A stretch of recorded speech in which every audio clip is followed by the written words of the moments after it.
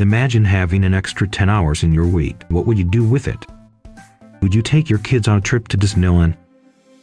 Plan a romantic getaway? Treat your parents to a new country? Go on a solo adventure? Or maybe use that time to upskill and advance your career? The good news is, you can gain those extra 10 hours in a week. By adopting mouse-free shortcuts and time-saving hacks, an individual can reduce the time they spend on tasks at work. And with the keySkillset program, you can save almost 2 hours a day. Now when you calculate 2 saved hours into 5 business days equals total saved hours. Yes, that's more than 1 full business day.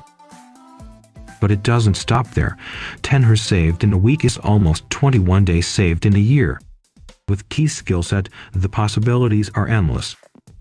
So, we leave you with a question: what will you do with the extra 21 days? To know more, visit keySkillset.com. Thank you for watching our video. Please like and share, hit the bell icon for more videos.